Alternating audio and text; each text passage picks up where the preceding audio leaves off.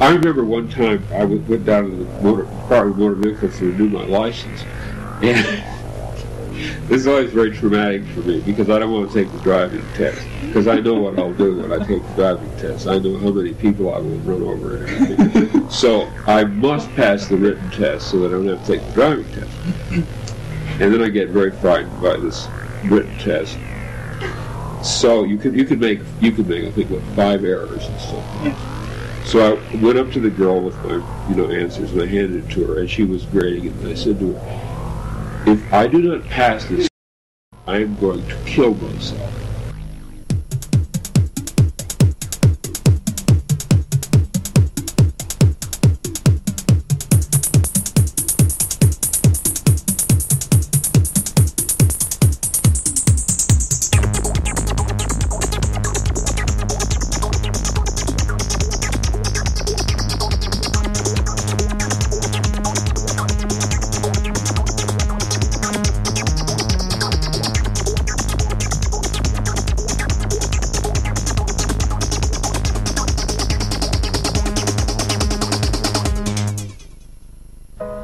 He felt so depressed that he tried to kill himself by taking an overdose of potassium bromide or something like that. And as a result of that, he didn't die.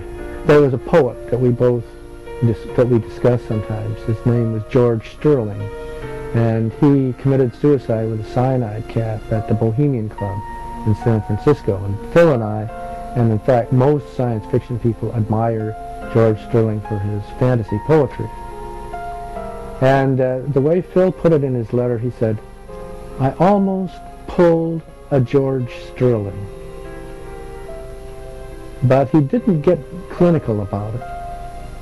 And it's hard to say whether he actually made an attempt or just set himself up for it and didn't do it.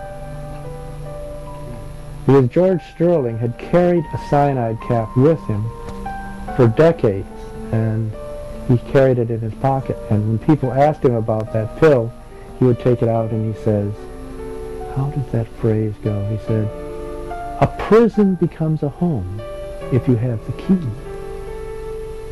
After the break-in at the end of '71 and going to Canada and the events that happened there in early '72, he moved to Orange County, California, where he lived for the rest of his life.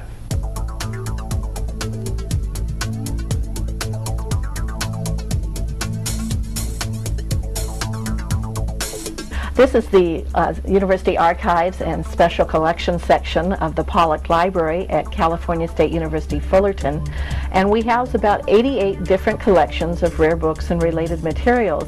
And one of the most important collections that we have is our science fiction manuscript collection.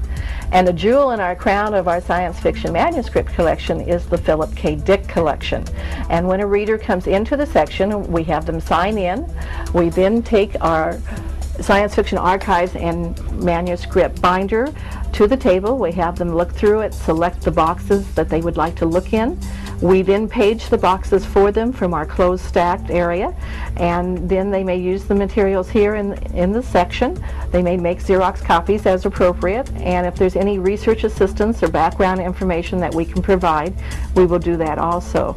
This is the service binder listing all of our Philip K. Dick material, so we'll go to the appropriate section of the binder, and we have some introductory material, a little background information about the collection.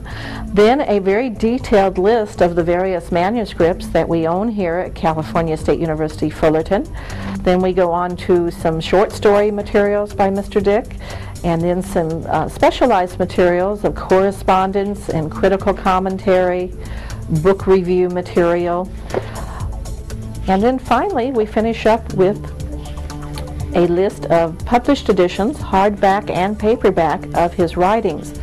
And once our patron has made a selection of which boxes they would like to look at, I would proceed into our closed stack area to retrieve that box and to bring it to the table for our patron to use.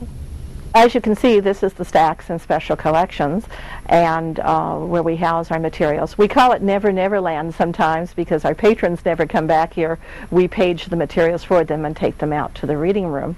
Aisles 8 and 9 are the areas where we have our special collections for science fiction materials, and specifically the Philip K. Dick collection. And as you can see, we've even noted his name as one of the more prominent collections that we have. It is indeed one of the most used collections that we have of all of our special collections. These are the actual stacks and shelves that house the Philip K. Dick manuscript materials. We have a series of archival boxes that we house the original typescripts and carbon copies and setting copies of his various writings. And then we continue on with slightly more personal materials of correspondence, biographical material, and critical commentary on his works. And then right at the midsection and onto the bottom, we have published editions of his various works in paperback and hardback.